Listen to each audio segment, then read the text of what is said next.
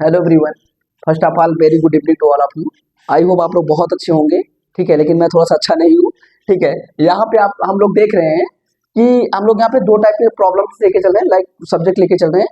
एक आपका मैकेनिकल, ठीक है, मैकेनिकल में थर्मोडायनेमिक, दूसरा आपका एप्टीट्यूड लेके चल रहे हैं। एप्टीट्यूड का नेक्स्ट एपिसोड बहुत ही जल्द आने वाला है, सो वेट करिए इसके लिए प्लीज। आज यहाँ पे हम क्या देखेंगे, लास्ट लेक्चर में हमने क्या देखा था, फर्स्ट लॉ ऑफ थर्मोडायनेमिक्स, वो क्या बताता है, एनर्जी कंजर्वेशन बताता है। करेक्ट, हम इक्वेशन लिखेंगे और उसके साथ क्या करेंगे, आगे बढ़ेंगे। ठीक है, देखिए फर्स्ट लॉ सॉरी, जैसे मान लीजिए हमारे पास ये इक्वेशन है दो टाइप की, करेक्ट, और एक इक्वेशन ये है। इन दोनों का क्या मतलब है, एक बार हम देखेंगे इसको। ठीक है, एक बार हम क्या करेंगे, इसको देखेंगे, उसके बाद आगे बढ़ेंगे। हमने आपको दो चीजें बताई थी लास्ट लेक्चर में, जरा ध्यान से देखिए। जो आपकी ये इक्वेशन है, ये किसके लिए है, क्लोज्ड एंड स्टेशनरी सिस्टम के लिए है। किसके लिए, क्लोज्ड एंड स्टेशनरी सिस्टम। ठीक है, क्योंकि यहाँ पे केवल क्या है, इंटरनल एनर्जी है। क्या है, इंटरनल एनर्जी। ठीक है ना, क्लोज्ड एंड स्टेशनरी सिस्टम। और इसके पहले हमने आपको फर्स्ट क्लास में ही बता दिया है कि पूरे थर्मोडायनेमिक्स में आपको कहाँ एनालिसिस करनी है, केवल सिस्टम पे करनी है, only system.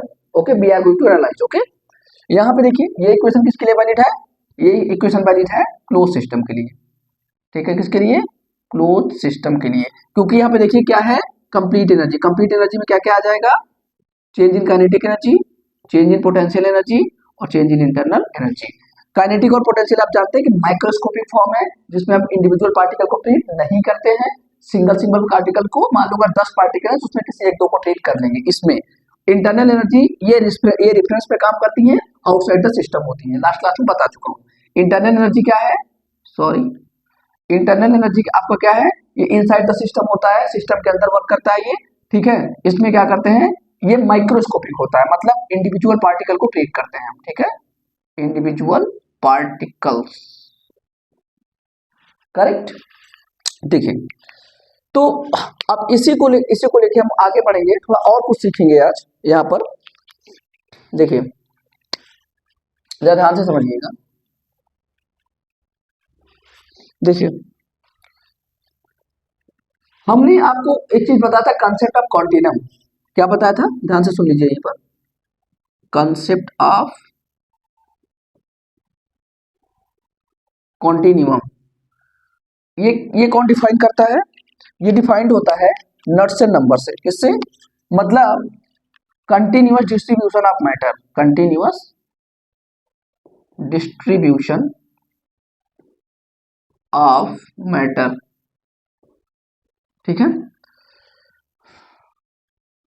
With no voids, with no voids. Voids का मतलब क्या होता है, खाली जगह होती है, कोई खाली जगह नहीं होगी, कंटिन्यूअस मैटर का डिस्ट्रीब्यूशन होगा थ्रू आउट द सिस्टम। ठीक है, जो सिस्टम हमको दिया रहेगा, मतलब जैसे मान लीजिए कोई छोटा सिस्टम है आपके पास, सब जगह पे मॉलिक्यूल्स होंगे, कहीं जगह खाली नहीं होगी इसमें। ठीक है, क्या होंगे, सब जगह होंगे, कहीं जगह खाली नहीं होगी। ठीक है, ध्यान से देखते जाइए। ठीक है, ये नॉट्सन नंबर से डिफाइंड होता है, जिसको हम लिखते हैं लैम्डा बाई एल। क्या लिखते हैं, लैम्डा बाई, लैम्डा बाई लिख, लैम्डा क्या है, मीन फ्री पाथ। क्या है, मीन फ्री पाथ। और ये क्या है, कैरेक्टरिस्टिक टू, मैं शॉर्ट में लिख रहा हूं, लेंथ। करेक्ट, ठीक है, इसकी वैल्यू क्या होनी चाहिए, लेस देन 0.01, तभी क्या है, कंसेप्ट ऑफ कंटिन्यूम वैलिड है। ठीक है ना, कंटिन्यूम मैकेनिक्स जैसे सॉलिड हो गया, सॉलिड मैकेनिक्स ऑफ सॉलिड मतलब strength of material, fluid mechanics इसमें आता है। करेक्ट, ये किसके लिए होता है, दो चीज और सीख लीजिए, मेनली सॉलिड और लिक्विड के लिए होता है। किसके, सॉलिड और,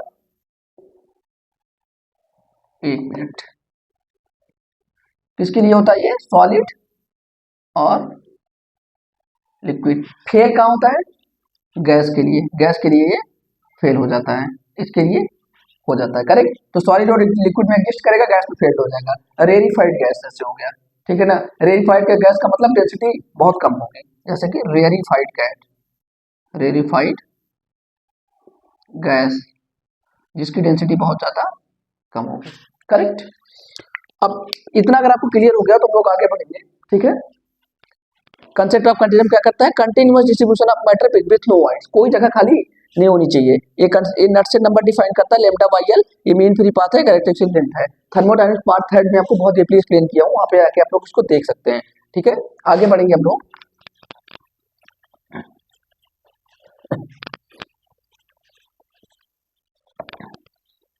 आगे बढ़ेंगे और एक चीज आपको समझाऊंगा मैं यहाँ पर, ठीक है। देखिए आप देख रहे हैं कि जो ये इक्वेशन लिखी हुई है ये वाली, D Q equal to D U plus, यहाँ पे हमने कट लगाया हुआ है, देखिए सब जगह कट लगा हुआ है।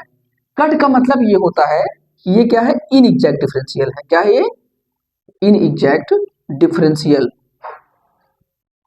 इन एग्जैक्ट डिफरेंशियल ये भी क्या है, इन एग्जैक्ट डिफरेंशियल, ठीक है। मतलब पाथ डिपेंडेंट है। क्या है ये, पाथ डिपेंडेंट, ये भी क्या है, पाथ डिपेंडेंट, ठीक है। बट इंटरनल एनर्जी क्या होता है आपका, पॉइंट फंक्शन होता है। क्या होता है, पॉइंट फंक्शन होता है, ठीक है। Only depend on, only depend on, only depend on initial and final state, initial and final state, correct, ठीक है।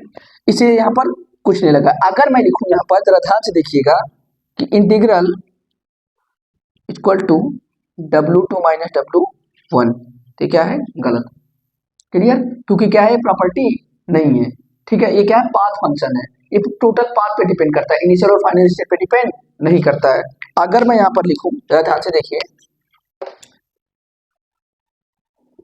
Equal to U2 minus U1, ये सही है क्योंकि ये क्या है, एग्जैक्ट डिफरेंशियल है। और क्या है, पार्ट इंडिपेंडेंट है, केवल इनिशियल और फाइनल स्टेट पे डिपेंड करता है कि क्या है, प्रॉपर्टी ऑफ द सिस्टम है, क्या, इंटरनल एनर्जी, करेक्ट। ये क्या है, इन एग्जैक्ट डिफरेंशियल है, पार्ट डिपेंडेंट है, ये भी वही सेम चीज है। मतलब अगर यहाँ पे देखा जाए तो जीरो नहीं होगा, उसी हिसाब से अगर मैं लिखूं तो क्या हो जाएगा, Q2 minus Q1 not equal to, ये इसको हम ऐसे नहीं लिख सकते हैं, ठीक है, बट इसको ऐसे लिख सकते हैं, करेक्ट। अब आगे बढ़ेंगे थोड़ा से और देखेंगे, थोड़ा सा हम आगे बढ़ेंगे और देखेंगे, जरा ध्यान से देखिएगा।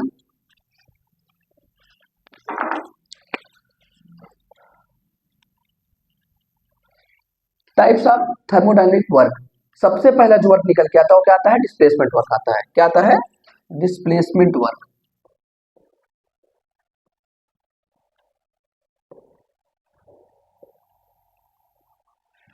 डिस्प्लेसमेंट वर्क, इसको जरा ध्यान से समझिएगा।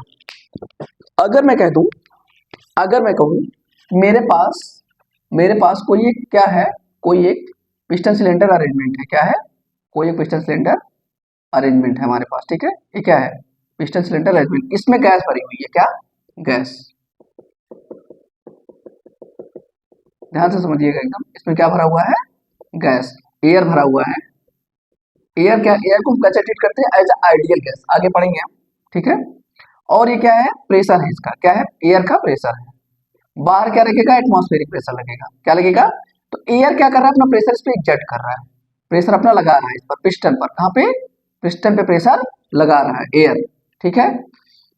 अगर मान के चलिए जो आपका एयर का, यहाँ पे लिख रहे हैं जरा दूसरे कलर से, अगर मान के चलिए आपके इस एयर का प्रेशर, इसका एयर का प्रेशर PATM से जाता है, एटमॉस्फेरिक प्रेशर से, सॉरी, एटमॉस्फेरिक प्रेशर से जाता है, तो पिस्टन कहाँ जाएगा, राइट डायरेक्शन में। मतलब ये प्रेशर कम है, ये जाता है तो इसको इधर धक्का देगा। जब इधर धक्का देगा, इसको यहाँ से हटाते हैं, थोड़ा और आगे बढ़ाते हैं, तो ये piston sometimes after some time कहाँ जाएगा, यहाँ पर आ जाएगा। कहाँ जाएगा, इधर आ जाएगा, क्लियर। तो लेट कर लीजिए, जो इस पिस्टन ने डिस्टेंस कवर की है, कितना कवर की है, dx, कितना, dx, क्लियर। अब जरा ये बताइए मुझे, dx कवर की है, यहाँ पे क्या लगा रहा था, PATM, क्लियर। बाहर से एटमॉस्फेरिक प्रेशर, अंदर से एयर का प्रेशर, ठीक है। अब आप मुझे ये बताइए, वर्क की डेफिनेशन के अकॉर्डिंग आप जानते हैं कि जो फोर्स इस पे लग रहा है, जरा ध्यान से समझिएगा, जो प्रेशर फोर्स इस पे लग रहा है उससे डिस्प्लेस्ड हो रहा है। तो यहां से हम क्या लिख सकते हैं, dW equal to F into dx लिख सकते हैं, क्लियर। क्या लिख सकते हैं, dx लिख सकते हैं, क्योंकि हम जानते हैं मैकेनिक्स अकॉर्डिंग, कहाँ, मैकेनिक्स अकॉर्डिंग, अगर मान के चलिए कोई बॉडी है हमारे पास, क्या है, कोई बॉडी है यहाँ पर है, और ये t बराबर 0 स्टेट है, हमने इसमें क्या लगा दिया, फोर्स लगा दिया। क्या लगा दिया, फोर्स। मान लीजिए आफ्टर सम टाइम इसका डिस्प्लेसमेंट x हो जाता है, और ये कहाँ पहुंच जाती है, एक मिनट सॉरी, और ये कहाँ पहुंच जाती है, यहाँ पे पहुंच जाती है। तो जिस जिस डायरेक्शन में आप फोर्स लगा रहे हैं, जितना बॉडी का डिस्प्लेसमेंट हो रहा है उसको अगर मल्टीप्लाई कर देंगे तो कितना क्या आ जाएगा, वर्क आ जाएगा आपका। ठीक है, अगर ये थीटा बराबर जीरो की कंडीशन है, ठीक है ना, अगर जब थीटा आपका क्या है जीरो है तब समझा रहा हूं। तो मतलब ध्यान से समझिएगा, मतलब फोर्स और आपका डिस्प्लेसमेंट यहाँ पे क्या है, पैरेलल है। क्या है, एक दूसरे के पैरेलल डायरेक्शन में, मतलब सेम डायरेक्शन में। क्लियर। अब यहाँ देखिए, इसको थोड़ा रफ करूंगा मैं जरा ध्यान से देखिएगा। आप लोग जानते हैं कि जो प्रेशर होता है, जो प्रेशर एग्जर्ट होगा, जरा ध्यान से समझिएगा, जो प्रेशर एग्जर्ट होगा वो क्या होगा, फोर्स बटे एरिया होगा। मतलब कितने एरिया पे प्रेशर को हम क्या लिख सकते हैं, फोर्स अपॉन एरिया लिखते हैं। बोलिए, मतलब force per unit area, force per unit area पे कितना प्रेशर फोर्स इसमें लग रहा है पिस्टन पे, वो हम कहाँ लिखेंगे, यहाँ पे लिखेंगे। कितना हो जाएगा, P इंटू ए इंटू ये हो जाएगा dx। अब आप लोग जानते हैं कि जो वॉल्यूम होता है वो एरिया इंटू किसका फंक्शन होता है, एरिया इंटू हाइट का फंक्शन होता है, मतलब area into next other dimension. Clear.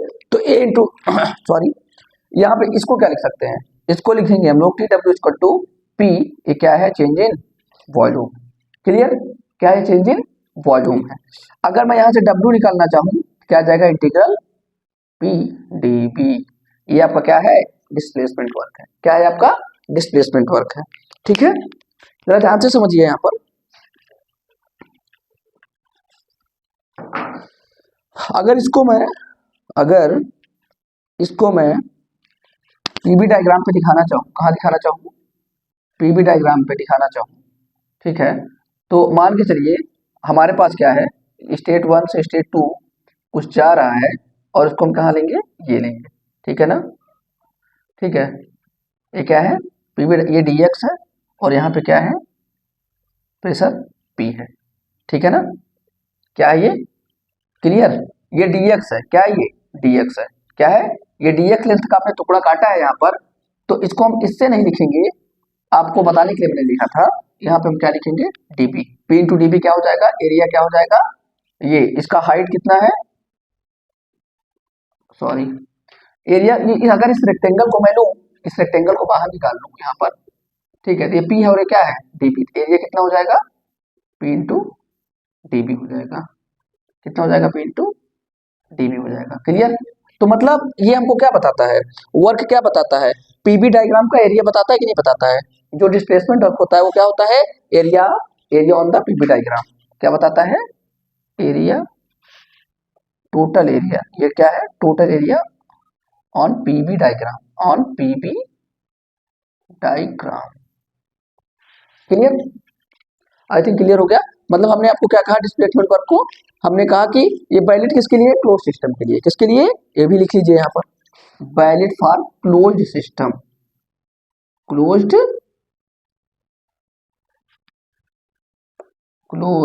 System किसके लिए वैलिड है, क्लोज्ड सिस्टम के लिए वैलिड है। क्लियर। अच्छा ठीक है, आगे बढ़ते हैं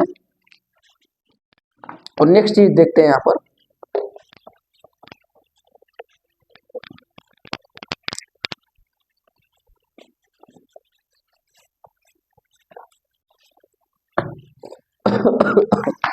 सॉरी, जरा ध्यान से देखिएगा, ये तो पहला वर्क हो गया। दूसरा एक वर्क आता है आपका इलेक्ट्रिकल वर्क। कौन सा वर्क आता है, इलेक्ट्रिकल वर्क। ठीक है ना, मान के चलिए आपके पास इसका रेजिस्टेंस R है और इसमें करंट I फ्लो कर रहा है। ठीक है ना, कुछ समय के लिए, कुछ टाइम के लिए, करेक्ट।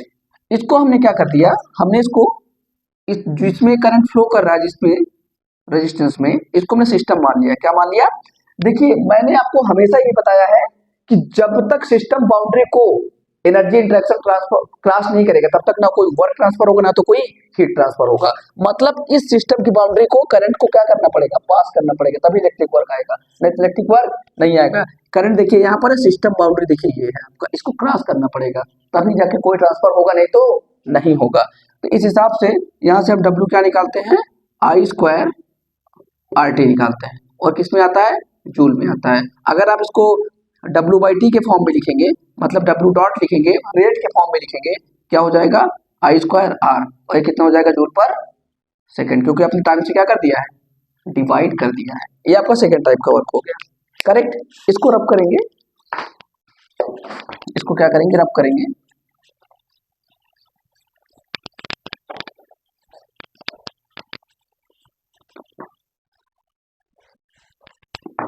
थर्ड वर्क देखेंगे, थर्ड जो वर्क आता है वो क्या आता है, स्प्रिंग वर्क आता है। क्या आता है, स्प्रिंग वर्क। क्लियर, क्या आता है, स्प्रिंग वर्क आता है। क्लियर, देखिए स्प्रिंग वर्क क्या है, मान लीजिए ये आपकी स्प्रिंग है, क्या है, स्प्रिंग है, इसको आपने एफ फोर्स लगा के खींच दिया राइट डायरेक्शन में, मतलब लॉन्गिट्यूडनल डायरेक्शन में, मतलब एक्स डायरेक्शन में। तो सम टाइम्स में क्या होगा, ये स्प्रिंग खींच के यहां पहुंच जाएगा, मतलब यहां से लेके यहां तक जाने में इसने क्या कवर किया, एक्स कवर किया। तो अच्छा अगर आप मुझे ये बताइए, जब कभी भी आप स्प्रिंग को प्रेस करते हो तो आपको क्या ऊपर और अपवर्ड डायरेक्शन में फोर्स महसूस नहीं होता, होता है। मतलब जो स्प्रिंग फोर्स होगा वो क्या होगा, के एक्स होगा। क्या होगा, के एक्स होगा, ठीक है ना। जब आप स्प्रिंग को खींचोगे तो स्प्रिंग आपको अपनी तरफ खींचेगी, ठीक है, क्या करेगी, अपनी तरफ खींचेगी। अब आप मुझे ये बताइए, अगर ये एक्स बराबर 0 मान लीजिए इसको, और इसका डिस्प्लेसमेंट कितना हुआ है, एक्स हुआ है, कितना, सिर्फ एक्स हुआ है। तो अगर मान के चलिए यहाँ से एक्स बराबर 0 मान के चलिए, और यहाँ पे एक्स बराबर क्या मान लीजिए, x1 मान लीजिए, इसको क्या मान लीजिए, एक्स बराबर x1 मान लीजिए, ठीक है। मैं यहाँ से कैलकुलेट कर रहा हूँ, यहाँ से नहीं ले रहा हूँ, रेफरेंस को यहाँ से मान रहा हूँ, ठीक है। मतलब क्योंकि चेंज यहीं से दिख रहा है हमको ना, चेंज मेरा यहीं से होना शुरू हुआ है, ठीक है। तो यह बराबर कितना हो जाएगा, के एक्स हो जाएगा, क्योंकि ये अब बैकवर्ड खींच रहा है, क्या कर रहा है, उल्टी डायरेक्शन में खींच रहा है, तो यहाँ पे क्या आ जाएगा, निगेटिव साइन आ जाएगा, ठीक है। अब हम जानते हैं कि वर्क क्या होता है, वर्क होता है एफ इंटू एक्स होता है, या एक्स एफ इंटू एक्स। एक काम करिए, इसको x1 मान लीजिए, ठीक है, क्या हो जाता है, x1 हो जाता है। वो भी कैसे हो जाएगा, W इक्वल टू, और ये हो जाएगा आपका माइनस, एक मिनट सॉरी, माइनस का के x1 इंटू x1, ठीक है ना, कितना हो जाएगा, इतना हो जाएगा। क्लियर,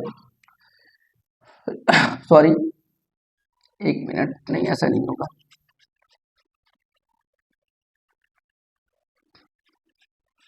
एक मिनट, ये बताइए जब हम यहाँ से फोर वर्क लिखेंगे तो वर्क यही होगा ना, F into D x. Clear, क्योंकि अगर आप 0 से x1 तक जा रहे हो तो आप लिमिट क्या लगाओगे, अगर आपको कंप्लीट वर्क चाहिए, टोटल वर्क चाहिए, ठीक है, तो W क्या हो जाएगा, माइनस के एक्स 0 टू x1 dx हो जाएगा। W इक्वल टू कितना हो जाएगा, ये हो जाएगा, माइनस के बाहर निकाल लीजिए, इंटीग्रेशन x dx हो जाएगा, 0 से x1 हो जाएगा, तो W इक्वल टू कितना आ जाएगा, माइनस के एक्स स्क्वायर बाई 2, लिमिट लगा दो 0 से x1, 0 से x1, तो W इक्वल टू कितना हो जाएगा, हाफ, और ये के x1 स्क्वायर, इतना हो जाएगा कि नहीं हो जाएगा।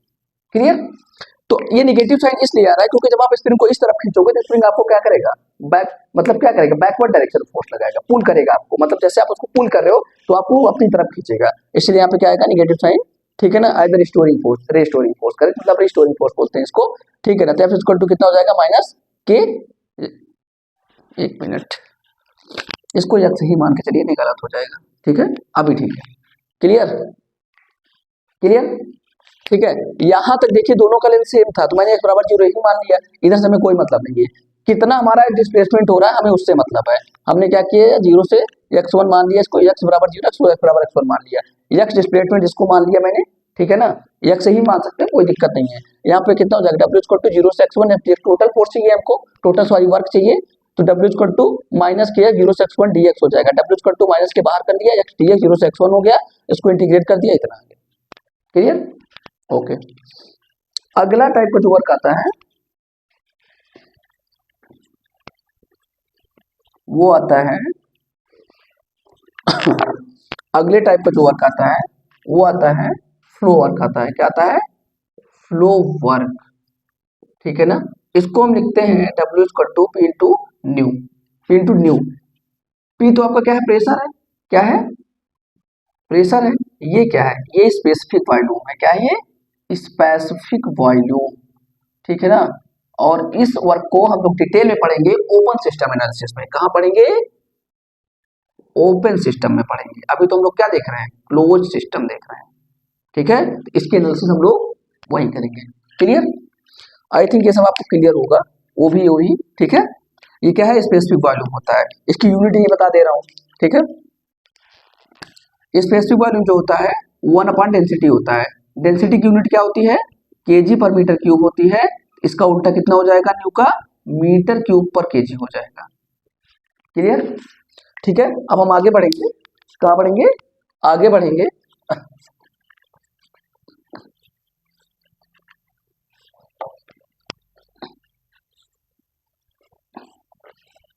यहां देखिए जरा,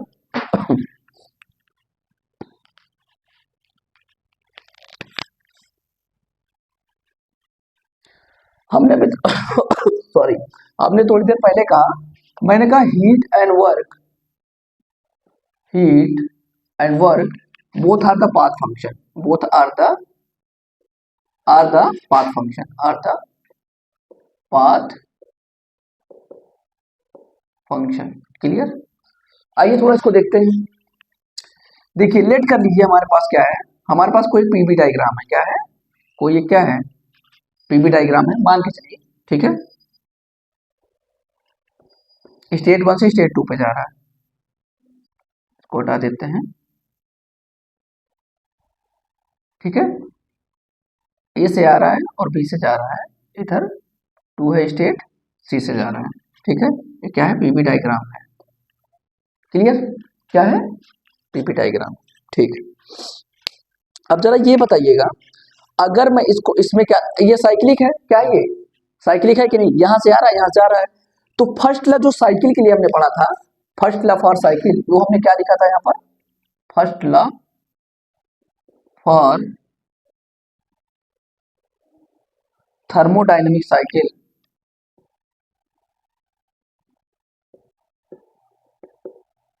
क्या था, total work, total heat is equal to total work, यही था कि नहीं था।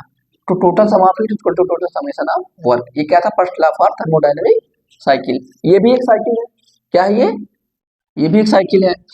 और जो अभी जो थोड़ी देर पहले मैंने ये लिखा था, dq equal to du plus del W, ठीक है, यहाँ पे कट लगा दीजिए। एक इसके लिए प्रोसेस के लिए, किसके लिए है, प्रोसेस, और एक इसके लिए है साइकिल के लिए है, इन दोनों में डिफरेंस है, ठीक है। ये साइकिल के लिए और एक इसके लिए है प्रोसेस के लिए। क्लियर, अब यहां देखिए जरा, हमने कहा अगर मैं लिखूं, ध्यान से देखिए, Q12, ठीक है, plus W12 heat and work. Clear, क्या लिखूं इसमें, नहीं, एक मिनट, इसको अगर मैं लिखूं, जरा ध्यान से देखना, एक मिनट ध्यान से देखना, प्लस Q2B1, इसी के लिए, ठीक है। Total heat equal to total work, क्या हो जाएगा, WA12 प्लस W2B1, ठीक है ना। ये तो इसके लिए हो गया। फिर मैं लिखूं QA12 प्लस Q2B, सॉरी,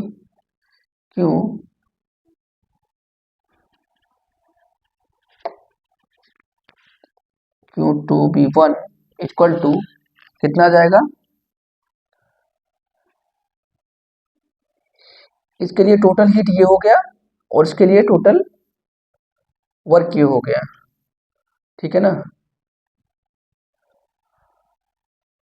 इस साइकिल के लिए टोटल हीट, टोटल वर्क, इस साइकिल के लिए टोटल हीट ये हो गई, नहीं सॉरी, यहाँ पे 2C1 होगा, क्योंकि यहाँ 2B1 ऑलरेडी हम लोग लिख चुके हैं, ठीक है। कितना होगा, 2C1। अब क्या लिखेंगे, वर्क WA12 प्लस W2C1। इधर देखिए जरा ध्यान से, अब आप लोग मुझे ये बताइए, जरा ध्यान से देखिएगा, जब हम साइकिल स्टेट सॉरी स्टेट 1 से स्टेट 2 में जा रहे हैं, तो 1A2 है और फिर हम कहा जा रहे हैं 2B1, फिर आ रहे हैं 1A2, फिर कहा जा रहे हैं 2C1 जा रहे हैं। अभी हम इस साइकिल के लिखेंगे तो क्या लिखेंगे, टोटल जो वर्क होगा 1A2 का, Q1A2 प्लस इस साइकिल को मिला के टोटल जो हीट हो गया Q2B1, वर्क क्या हो जाएगा WA12 और फिर W2B1। फिर इसी के लिए देखेंगे Qa2 Q1A2 plus 2C1 total heat हो गया इस साइकिल का ऊपर वाले का, ठीक है, इसका हम लिख चुके हैं पी का, सी वाले रास्ते का देखिए। फिर वर्क कितना हो जाएगा WA12 प्लस W2C1। अब हम क्या करेंगे, इसको घटा देंगे, इसको क्या करेंगे, सब्ट्रैक्ट कर देंगे। I am going to subtract both the equation here 2, ठीक है। अब क्या जाएगा, Q2B1 माइनस, ये हो जाएगा, यहाँ माइनस आ जाएगा, यहाँ माइनस, ठीक है, ये भी कैंसिल हो जाएगा, यहाँ माइनस आएगा, एक minute sorry, 2C1 equal to, यहाँ क्या क्या बचेगा, W2B1 माइनस W2C1, ये आ जाएगा। इसको उठा के ऊपर ले जा रहे हैं, ठीक है।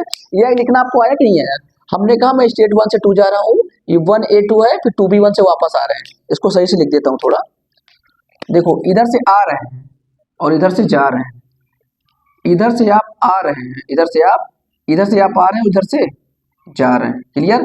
तो 1A2 Q1 2B1 मतलब ये साइकिल है ना, साइकिल के लिए फर्स्ट ला क्या लिखा है, total heat equal to total work. तो हमने क्या लिखा है पहली साइकिल के लिए, ये किसके लिए है, ये जो इक्वेशन लिखी है ये है 1A2B1 2B1, इस वाली साइकिल के लिए पहली इक्वेशन 1A2B21।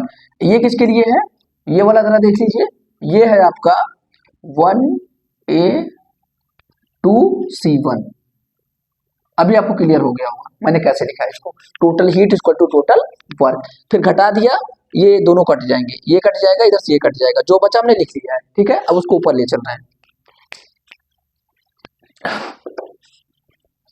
ठीक है। यहां देखिए, जरा ध्यान से देखिए, इसको हम ऊपर जब ले जाएंगे, यहां लिखेंगे Q2B1 minus Q2C1 equal to, ये कितना हो जाएगा, ये Q2B1 सॉरी W2B1 माइनस ये कितना हो जाएगा W, एक मिनट इसको बंद करके लिखते हैं, W2C1, क्लियर, एक मिनट सॉरी, क्लियर, माई एक मिनट रुकिए जरा,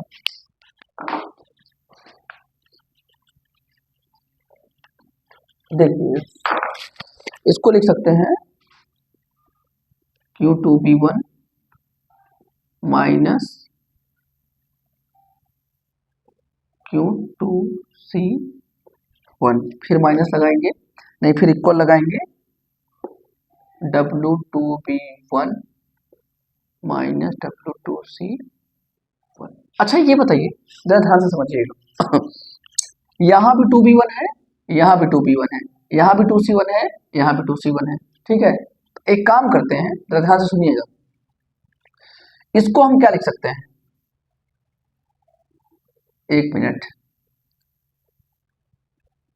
इसको देखिए 2B1 के लिए ये सेम है और ये भी सेम है, क्लियर। देखिए जरा सही से देख लीजिए, इसको रब करो इसलिए बोल रहा हूँ, ठीक है, सेम है या नहीं है, ये भी 2B1 ये भी 2B1 ये 2C1 ये भी 2C1। अब एक काम करेंगे, हम ऐसे लिखेंगे, देखिए इसको इधर लाइए, इस वाले को इधर लाइए, यहां लिख सकते हैं Q2B1 माइनस W2B1, ऐसे लिख सकते हैं कि नहीं, क्लियर। अब जब इधर लाएंगे हम इसको, इधर माइनस करेंगे, क्या लिखेंगे, माइनस करेंगे, ये क्या होगा, इसको इधर प्लस होगा, तो ये कितना हो जाएगा,